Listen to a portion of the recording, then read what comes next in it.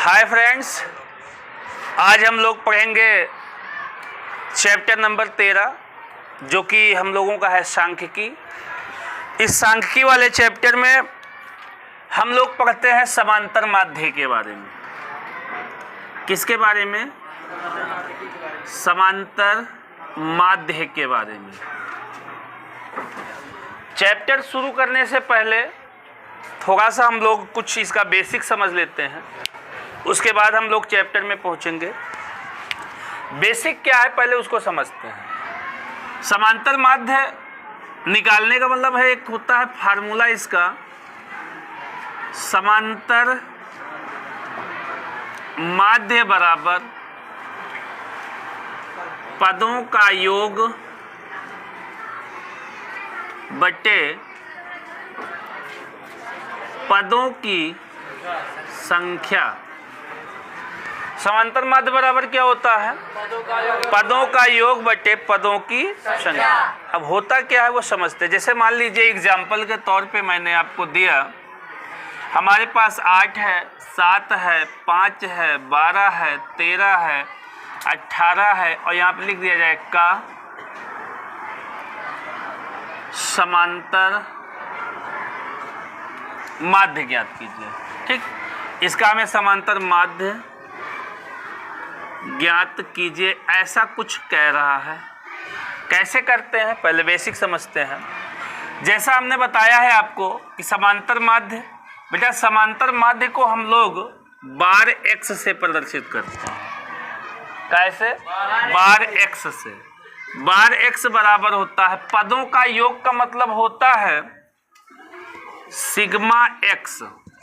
Sigma का मतलब होता है योग और एक्स का मतलब ये संख्या बटे एन। एन मतलब नंबर, ये वाली। तो इसमें हम क्या करेंगे, ऐसे लिखेंगे बार एक्स बराबर सिग्मा एक्स का मतलब हो गया पदों का योग। पदों का योग का मतलब हो गया जितने भी दिए हैं सबको जोड़ डालो। तो 8 और 7 15, 15 और 5 20, 20 और 12 32, 32 और 13 45, 45 और 18 63। कितना हो जाएगा?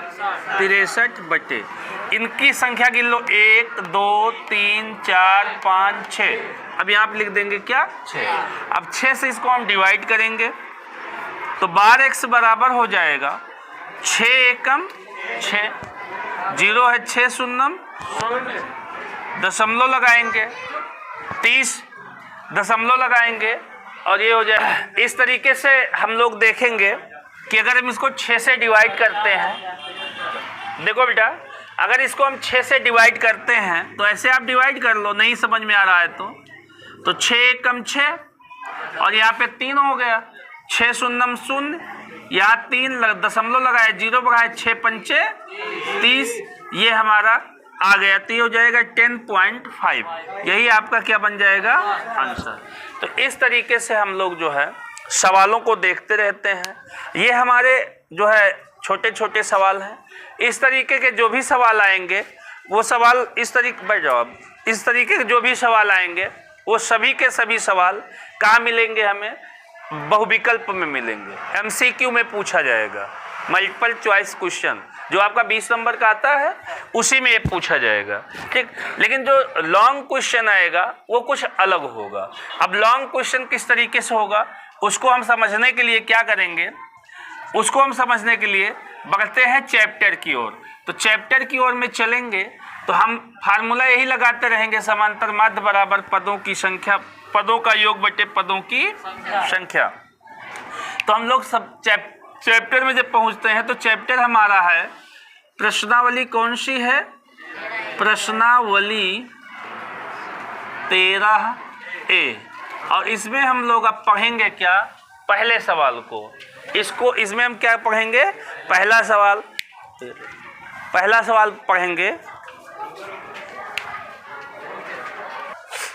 देखिए हम लोग अब पढ़ते हैं प्रश्नावली 13A का पहला क्वेश्चन। पहला क्वेश्चन क्या लिखा है?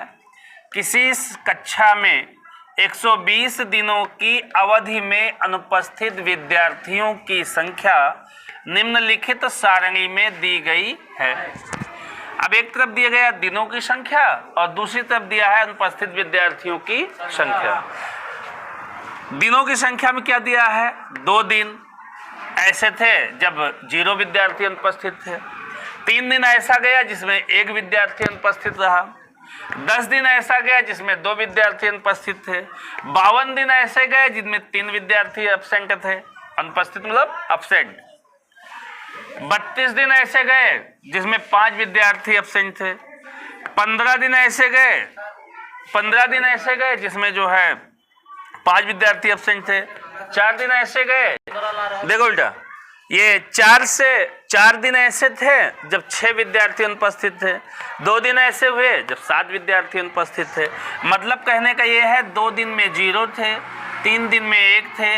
अगर जैसे आपको समझ में नहीं आता है कि कौन किसका है तो आप ऐसे मैच कर देना, ज़्यादा अच्छा लगेगा।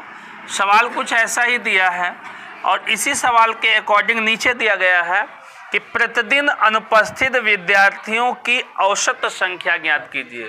देखो बेटा, समांतर माध्य और औसत एक ही चीज़ें हैं। समांतर माध्य का मतलब होता है भी एवरेज निकालना, औसत का मतलब भी है एवरेज निकालना। जैसे मान लो थोड़ी देर के लिए एक फैमिली में 4 लोग कमा रहे हैं, कोई 75 रुपये कमा रहा है, कोई 100 रुपये कमा रहा है, कोई 120 रुपये कमा रहा है, कोई 50 रुपये ही कमा रहा है। अब चारों लोगों को अगर हमें एवरेज में निकालना होगा ना तो सबको जोड़ लेंगे, 4 लोग हैं तो 4 से डिवाइड कर देंगे, डिवाइड करने के बाद जो आंसर आएगा उसी को हम लोग एवरेज समझते हैं, उसी को हम लोग क्या समझते हैं? एवरेज। तो एवरेज का मतलब होता है औसत। एवरेज का मतलब क्या होता है? औसत। हिंदी में औसत बोलते हैं और अंग्रेजी में एवरेज बोलते हैं। अब इस सवाल को हमें सॉल्व करना है, तो देखो इस सवाल को हमें सॉल्व करना है तो हम सॉल्व कैसे करते हैं, थोड़ा सा हम इसको आपको इरेज कर देते हैं। ये आपका इरेज हो गया, ठीक है। अब हमारे पास सवाल हल करने के लिए जगह मिल गई। हल कैसे करेंगे ध्यान से समझिएगा बेटा। जो दिनों की संख्या है ना, इसको हम लोग x मान लेते हैं। क्या मान लेंगे? x। और जो अनुपस्थित विद्यार्थियों की संख्या है उसको हम लोग f मान लेते हैं। क्या मान लेते हैं? f। और यहाँ पे एक नया कॉलम बना देते हैं हम, एक यहाँ पे नया कॉलम बनाते हैं। इस कॉलम को हम लिखते हैं f गुणे x। क्या लिखते हैं? f गुणे x। अब क्या करेंगे? f गुणे x देखो कैसे होगा, 2 का 0 से गुणा करो, कितना हो जाएगा? 0। 2 का कभी भी किसी भी संख्या का 0 से गुणा होता है तो कितना आता है? 0 आता है। 3 का 1 से गुणा होगा तो 3 एकम 3। 10 का 2 से गुणा होगा तो 10 दूनी 20। 52 का 3 से गुणा होगा तो 156 आएगा, 3 दूनी 6 और 3 पचे 15। ऐसे ही आप 32 का 4 से गुणा करोगे तो आपका 128 आएगा। देख लो, 4 दूनी 8 और 4 तिहाई 12। ऐसे ही 15 का 5 से गुणा करेंगे तो 75 होगा। 4 का 6 से गुणा होगा तो 6 चौक 24 हो जाएगा। उसके बाद 2 का 7 से गुणा होगा तो 2 सत्ते 14। बेटा इतना करने के बाद यहाँ पे हम एक कॉलम बढ़ाते हैं और इस कॉलम का नाम देते हैं, यहाँ पे लिखते हैं योग। क्या लिखते हैं? योग। अब योग का मतलब क्या है इसको समझ लेते हैं। अब यहाँ पे योग करेंगे तो यहाँ पे लिखेंगे सिग्मा एफ बराबर, क्योंकि एफ वाला जोड़ है, सिग्मा मतलब मैंने क्या बताया? जोड़, और एफ वाला जोड़ है तो एफ लगा देंगे बगल में। ऐसे ही यहाँ पे जोड़ेंगे तो लिखेंगे क्या? सिग्मा, और एफ एक्स जोड़ रहे थे आप लिखेंगे एफ एक्स बराबर। तो इसको जोड़ लो, 1 2 1 3 3 3 6 6 4 10 10 5 15 15 6 21 और 7 28 हो गया। यहाँ पे जोड़ लो, 4 4 8 8 16 6 22 22 5 27 27 3 30 के हासिल 3 3 और 1 4 2 6 7 13 13 2 15 15 5 20 और 2 22 के हासिल 2 1 3 1 420। अब हमें क्या करना है, यहाँ पे हमने क्या बताया है, अब हमने क्या बताया है आपको कि समांतर माध्य या औसत एक ही बातें हैं। तो हम यहाँ पे लिखेंगे क्या, बार एक्स बराबर सिग्मा एफ एक्स बटे सिग्मा एफ। वही है, ऊपर मतलब पदों का योग और नीचे क्या हो जाएगा, पदों की संख्या। तो पदों का योग का मतलब सिग्मा एफ एक्स कितना निकला 420 और नीचे कितना है सिग्मा एफ कितना है 28। तो इसको हम 7 से काट देते हैं, तो 7 चौक 28 और 7 छंग 60 आ गया। अब 4 से काटोगे तो 15 चौको, ये आपका आ गया 15। यानी एवरेज के हिसाब से देखा जाए तो जितने लोग भी अनुपस्थित रह रहे हैं इन लोगों की संख्या एवरेज के हिसाब से 15 आएगी। कितनी आएगी? तो इस तरीके से हमारा पहला क्वेश्चन सॉल्व हुआ और पहले क्वेश्चन का आंसर आपका ये आया।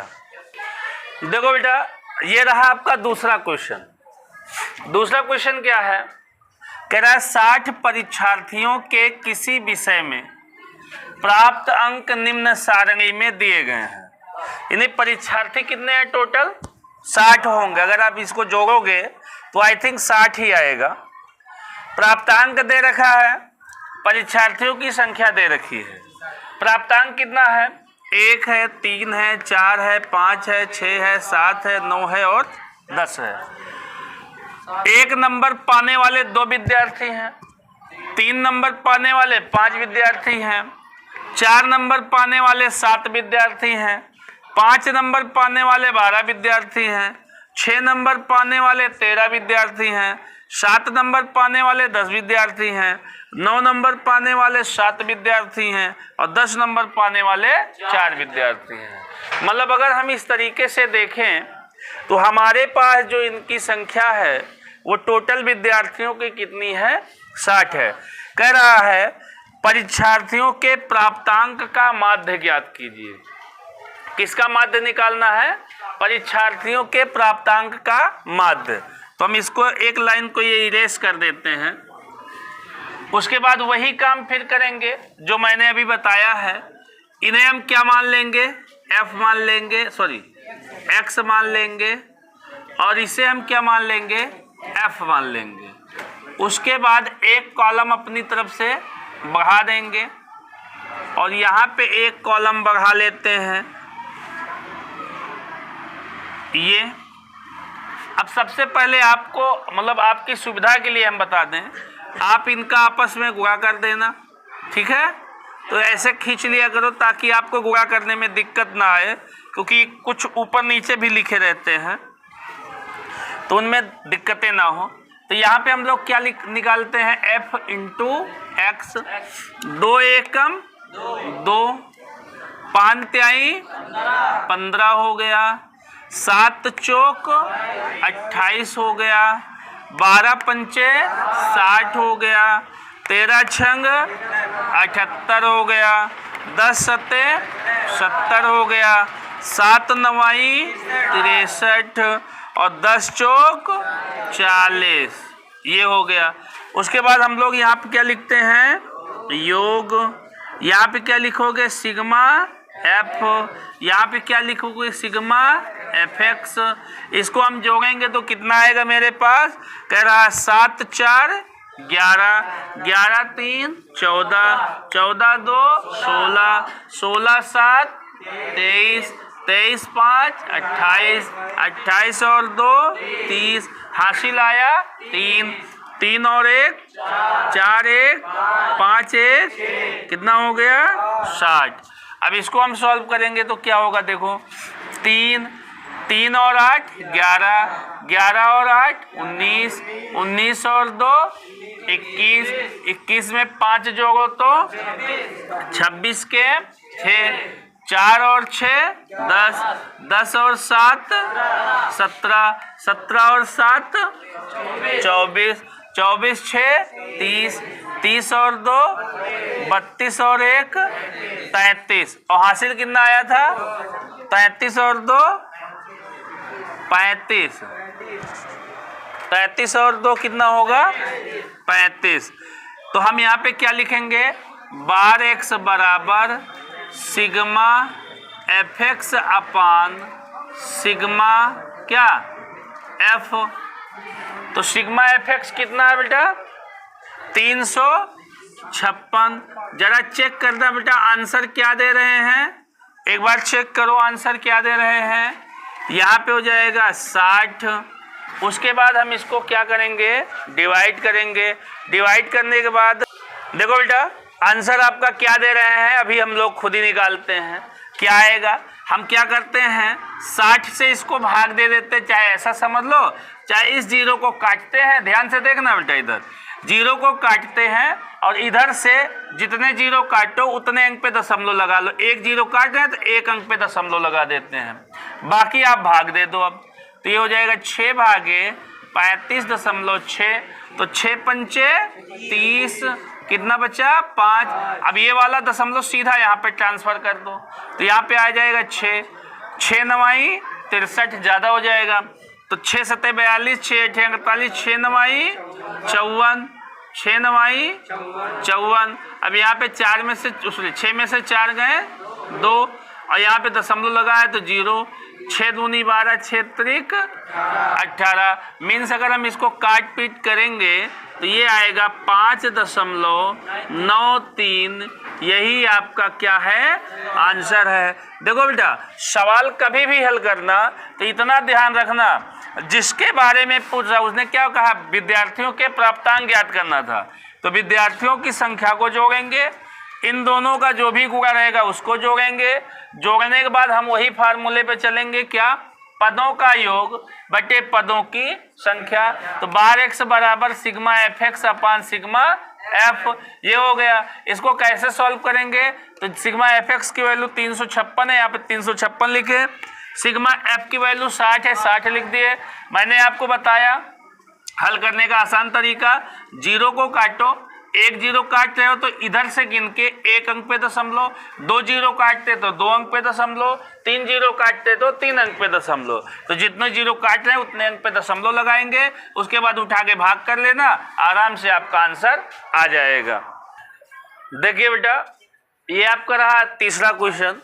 तीसरा क्वेश्चन क्या है ध्यान से समझेंगे, ये इसको बोलते हैं, इस तरीके का जो भी सवाल होता है इसे बोलते हैं वर्गंतराल वाला सवाल, क्लास इंटरवल बोलते हैं। क्या बोलते हैं क्लास इंटरवल। कैसे हल होंगे ऐसे सवाल देखिएगा जरा से। दिया है किसी कक्षा अध्यापिका ने पूरे सत्र का मतलब होता है साल, पूरे साल के लिए अपनी कक्षा के 40 विद्यार्थियों की अनुपस्थिति निम्नलिखित रूप में रिकॉर्ड की। एक विद्यार्थी जितने दिन अनुपस्थित रहा उसका हमें माध्य ज्ञात करना है। मैंने अभी बताया चाहे माध्य ज्ञात करना हो, चाहे समांतर माध्य ज्ञात करना हो, चाहे औसत ज्ञात करना हो, ये सारी की सारी बातें एक ही हैं। दिया है दिनों की संख्या 0 से 6, 6 से 10, 10 से 14, 14 से 20, 20 से 28, 28 से 38, 38 से 40। देखो बेटा और यहाँ पे विद्यार्थियों की संख्या दिया है 11, 10, 7, 4, 4, 3 और 1। अब सबसे पहले आपके माइंड में ये चलना चाहिए कि सर जी अभी तो आप बता रहे थे कि इधर वाले को इधर वाले से गुणा करते हैं, अब यहाँ पे तो 2 है, 0 है, 6 भी है, कैसे गुणा करेंगे, समस्या खड़ी होगी ना। तो हम क्या करेंगे उसके लिए एक आसान पद्धति बनाते हैं। यहाँ पे अभी तक हम एक कॉलम बढ़ाते थे, अब हम यहाँ पे 2 कॉलम बढ़ाएंगे। एक कॉलम का नाम देंगे मध्य बिंदु। क्या निकालेंगे मध्य बिंदु, और दूसरे कॉलम को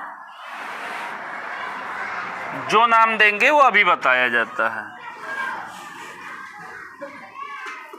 ये लास्ट का आपको बताए थे क्या होता है, लास्ट वाले को हम क्या मानते हैं।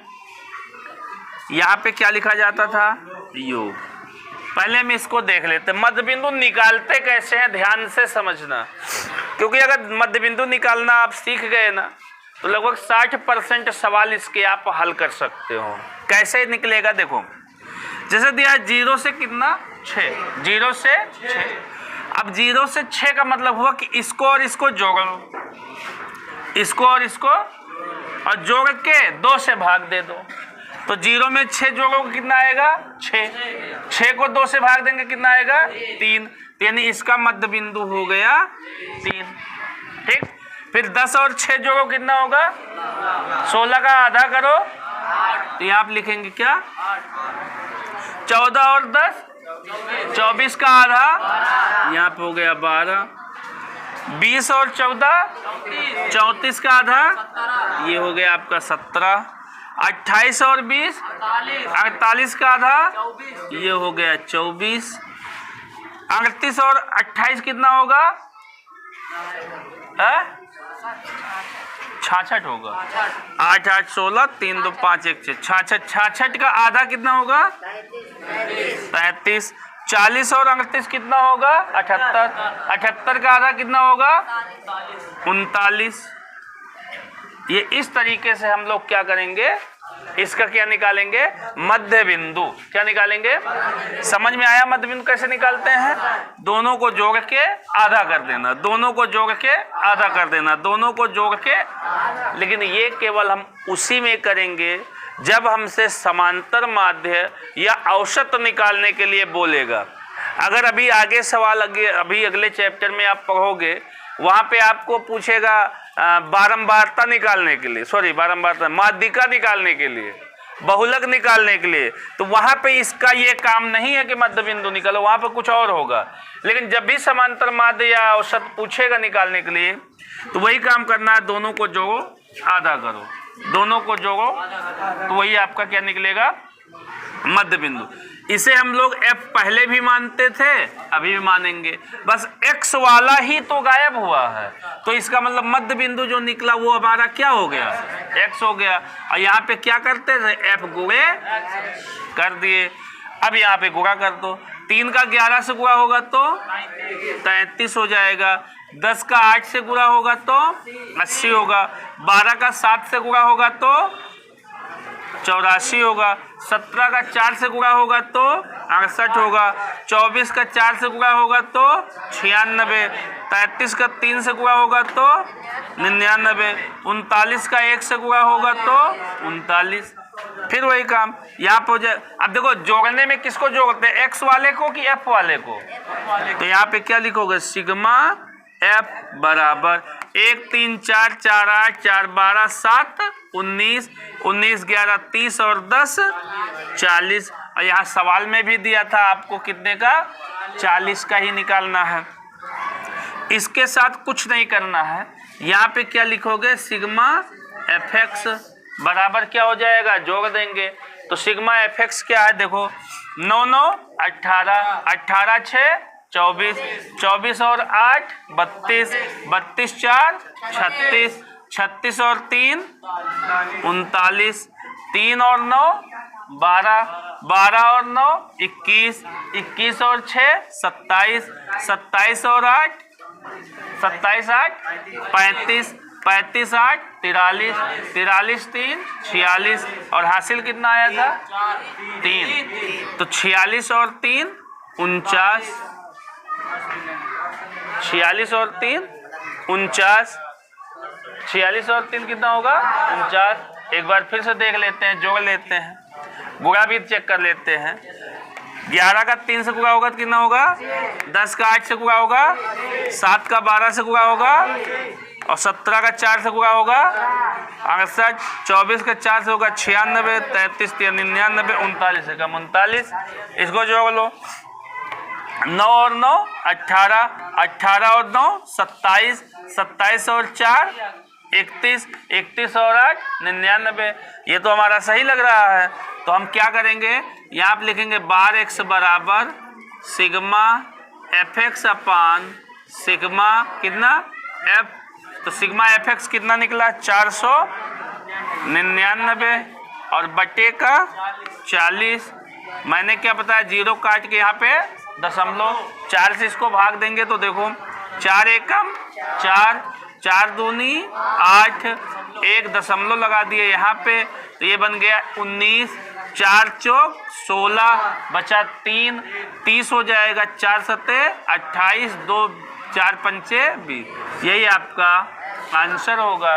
इस तरीके से आपका ये तीसरा सवाल हल हुआ। तीसरे सवाल का आंसर ये रहा।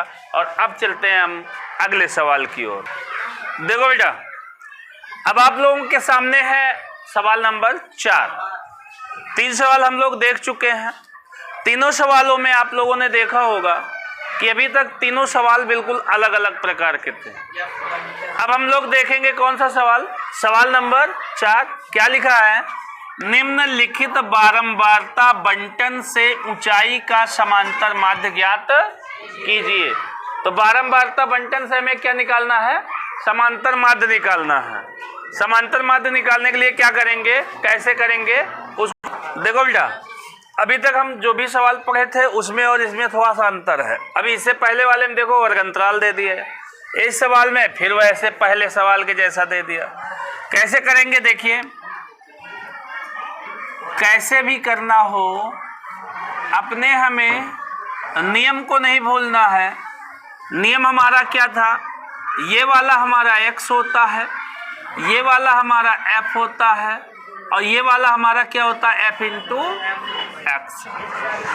सर जी ने क्या बताया है, f और x दोनों का गुणा होगा तो 150 का 100 से गुणा हो, 10 से गुणा होगा तो कितना हो जाएगा 1500।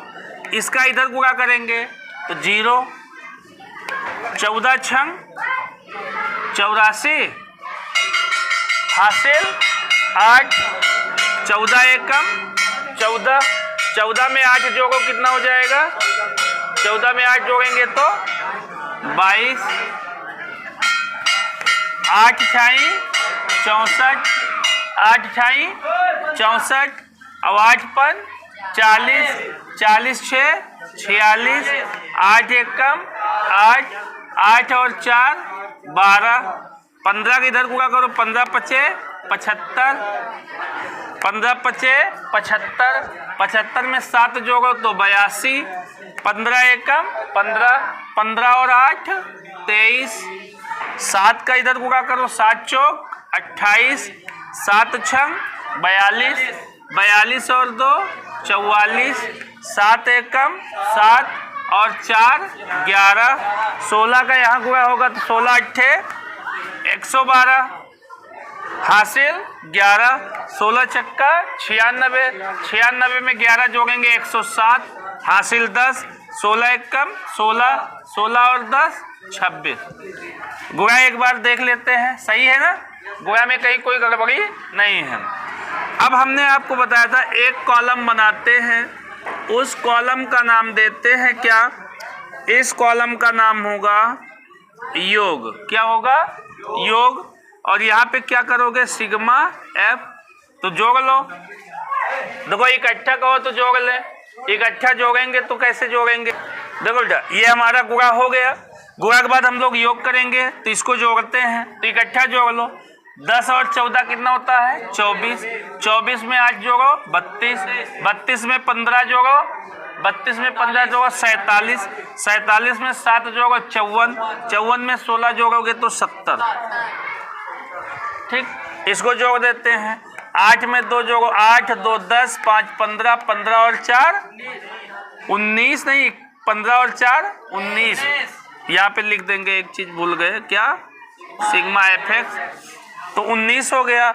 7 और 1 हासिल 8, 8 4 12, 12 2 14 6 20 4 24 के हासिल 6 2 8 1 9 3 12 2 14 2 16 5 21 के हासिल 2 2 4 1 5 2 7 1 8 2 10 और 1 11। ये हो गया। तो यहाँ पे क्या लिखते हैं हम लोग, बार एक्स बराबर सिग्मा एफ एक्स अपान सिग्मा एफ। तो सिग्मा एफ एक्स है 11,149 बटे का कितना 70। तो जीरो काट के दशमलव लगा लो, जो आप बहुत पहले से सीख चुके हो, है ना। अब यहाँ से भाग दे दो तो 7 एकम 7 कितना बचा 4, 4 बगल में आए 41 बन गया।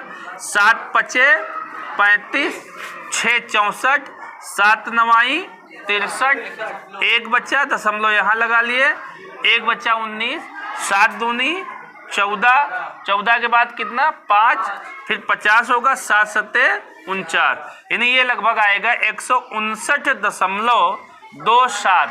आंसर यही है, और यह हो सकता है लगभग में दे रहे हो तो आप यही एक्यूरेट रखिए 159.27, यही आपका आंसर आएगा। देखो बेटा, अब आप लोग देखेंगे कौन सा सवाल, सवाल नंबर 5। सवाल नंबर 5 क्या है, सभी लोग ध्यान से समझेंगे। सवाल नंबर 5 क्या है, अज्ञात चर ए। देखो, अज्ञात का मतलब होता है जो नहीं पता है वो हमें ज्ञात करना है, उसी को बोलते हैं अज्ञात। ए का मान ज्ञात कीजिए, जबकि बंटन का माध्य 31 कितना है 87 है। बंटन का माध्य कितना है 31.87 है। तो देखिए दिया x की वैल्यू पूरे में दिया है, f की वैल्यू दिया है, तो सबसे पहला काम हम वही निकालते हैं, क्या f गुणे x, ये निकालोगे तो f गुणे x क्या होगा वो पहले समझते हैं। तो 12 का 8 से गुणा होगा तो 12 अट्ठे 20 का 16 से गुणा होगा तो 320, 48 का 27 से गुणा होगा तो यहाँ पे नहीं समझ में आता है तो गुणा करा लो, 27 गुणे का 48, 8 सत्ते 56, 8 दूनी 16, 16 5 21, और 8 सत्ते 56, 8 दूनी 16, 16 और 5 21, 4 सत्ते 28, 4 दूनी 8, 8 2 10, 6 8 1 9, 2 और 1 कितना आएगा 1296। 90 का इधर गुणा होगा तो देखो 9 तरीक 27, 9 तरीक 27 और 2 29, इधर गुणा होगा तो ये हो जाएगा 30A। क्या हो जाएगा 30A। इधर गुणा होगा तो 8 चौक 32, 8 पंच 40 और 3 43, ये इतना आपका हो गया। अब देखो जरा से, इसके बाद हमें क्या करना है, वही काम जो अभी तक करते आए हैं। हमारे पास आपकी f तो पहले ही कंफर्म कर दिया है। यहाँ पे क्या लिखेंगे, योग, ये हो जाएगा सिग्मा f बराबर, तो सिग्मा f बराबर क्या हो जाएगा, जोड़ोगे तो 8 में 30 जोड़ो 38, ऐसे जोड़ लो ये अलग अलग, 8 8 16, 16 और 8 24, 24 6 30 के 0, हासिल कितना आया 3, 3 और 3 6, 9 6 15, 15 और 4 21, 21 और 1 22। फिर से एक बार देख लो, फिर से एक बार देख लो, 8 8 16, 16 8 3 24, 24 और 6 30 के 0, ये हो गया 3 9 3 12, 12 4 16, 16 1 17, 17 3 20 हो रहा भैया। फिर से एक बार देख लो, 8 8 16, 8 3 24, 24 36 है, 3 हासिल आया। चलो जोड़ लेते हैं, 3 3 6, 9 6 15, 15 4 19, 19 और 1 20 ही तो रहा है, 22 नहीं होगा। अब देखो इसमें करेंगे तो क्या हो जाएगा, सिग्मा fx बराबर, इसमें क्या करेंगे ध्यान दीजिएगा, जिसके साथ a है उसकी गिनती नहीं जोड़ेंगे तो ये हमारा छूट जाएगा, तो बाकी जोड़ लो, 2 और 6 8, 8 और 6 14, इसको थोड़ा सा और आगे तक जोड़ इसका जाएगा, यहाँ बना देते हैं, 2 6 8, 8 और 6 14, 14 के 4 हासिल 1, 3 और 1 4, 4 और 7 11, 11 और 9 20, 20 2 22, 22 और 9 31, 31 के 1 हासिल 3, 3 और 4 7, 7 और 9 16, 16 और 2 18 3, 21 के 1 हासिल 2 और 2 2 4, 4 और 1 5, और प्लस का जिसके साथ a था वो वाला। ध्यान दीजिएगा, मैंने आपको बताया कि जब fx वाले का योग करेंगे तो a वाले का पद नहीं जोड़ेंगे, बल्कि a वाले के पद को अलग से जोड़ना पड़ेगा, ठीक है। अब देखो फार्मूला आपको पता है, बार x बराबर सिग्मा fx अपान सिग्मा f।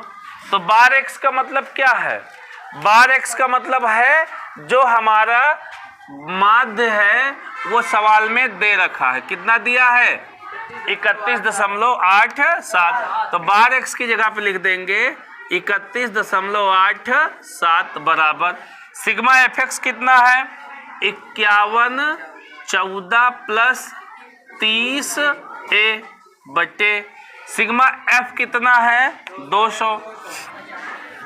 ये अब इसका इधर गुणा कर दो, इसका इधर गुणा होगा तो ये हो जाएगा 31.87 गुणे का 200 बराबर ये हो जाएगा 5114 प्लस का 30a। तो इसका गुणा करो तो 00 पहले ही हो गए, 2 सत्ते 14, 2 अठे 16, 16 और 1 17, 2 एकम 2, 2 और 1 3, 2 त्याई 6 और 1 2 अंक पे दशमलव लगा दो, ये लगा दिए तो 2 अंक पे दशमलव मतलब हो गए जीरो वाले अब क्या हो जाएंगे खत्म। तो 5114 प्लस का 30a। अब 00 जो है दशमलव के बाद उसका कोई महत्व नहीं रह गया, यानी ये आपका बच्चा 63 74, इधर प्लस में इधर आएगा तो माइनस 5114 बराबर इधर बचेगा फिर क्या 30a। तो 4 में से 4 गए 0, 7 में से 1 गए 6, 3 में से 1 गए 2, 6 में से 5 गए 1 बराबर ये वाला लिख दो। मतलब ये मत कंफ्यूज होना सर जी ये तो अभी इधर था अब इधर आ गया, बराबर के इधर उधर है। जैसे 2 भाई हैं तो दोनों भाई का एक एक बीघा खेत है, चाहे इधर वाला ले ले चाहे इधर वाला ले ले, बराबर का मतलब ही होता है चाहे हम इधर रहे चाहे इधर रहे। अब यहाँ पे a बराबर क्या हो जाएगा 1260 बटे इसके साथ एक गुणे में इधर आएगा तो 0 से 0, 3 से इसको काट दो 3 चौक 12 और 3 दूनी 6, तो a की वैल्यू क्या आ जाएगी 42। यही आपका आंसर। इसी तरीके से आपको कई सारे सवाल मिलेंगे, ध्यान रखिएगा। अगर x वाले में a है तो आसान है, अगर f वाले में a होता तो थोड़ा सा दिक्कत होती। तो ये आपका आंसर आ गया है। अब हम चलते हैं अगले सवाल की ओर। देखो बेटा हम लोग आते हैं अपने 6वें प्रश्न पर। 6वां प्रश्न देखो, अभी मैंने पिछले सवाल में बताया था आपको कि अगर x में अज्ञात पद है तब तो ठीक है, लेकिन f में है तो थोड़ा सा कठिन है। तो अब की हमारे पास किसमें दे दिया, मतलब अगर देखा जाए तो सवाल में जैसे पिछले बताया गया ना, तो अगले सवाल में वही चीज़ दे दिया कि टफ ही आप लगाओ। चलो कोई दिक्कत नहीं है, हम लोग तो पढ़ने वाले बच्चे हैं, पढ़ रहे हैं तो करेंगे ही।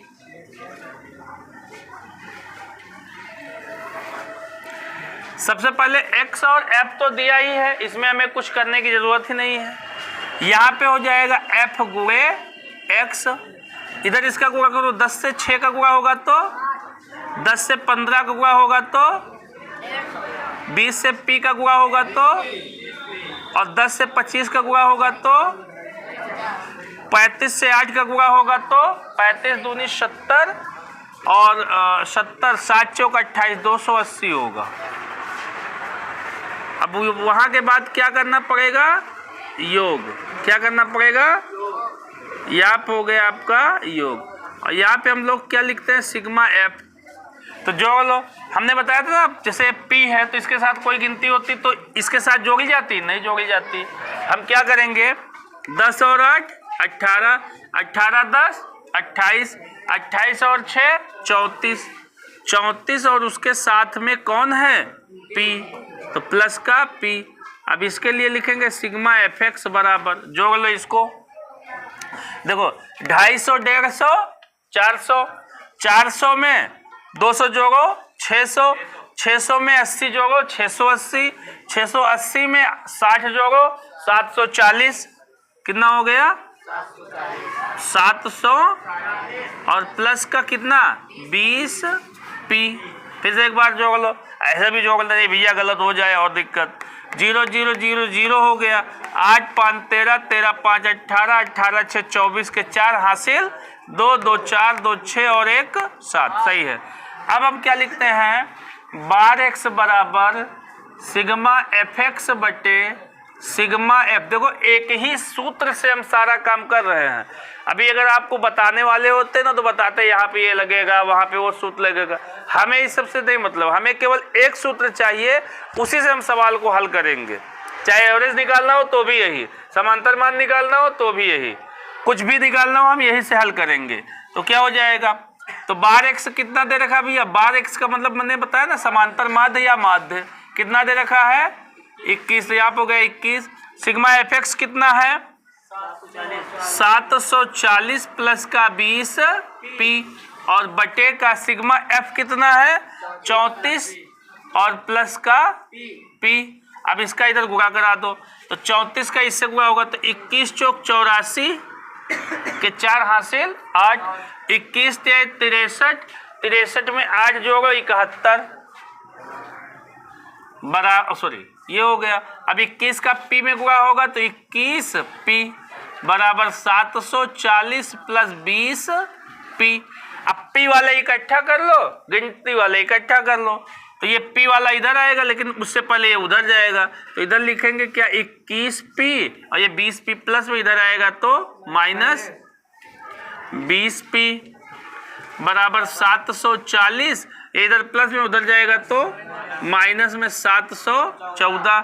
21 पी में से 20 पी जाएगा तो क्या बचेगा पी, 740 में 714 जाएगा तो कितना बचेगा 26।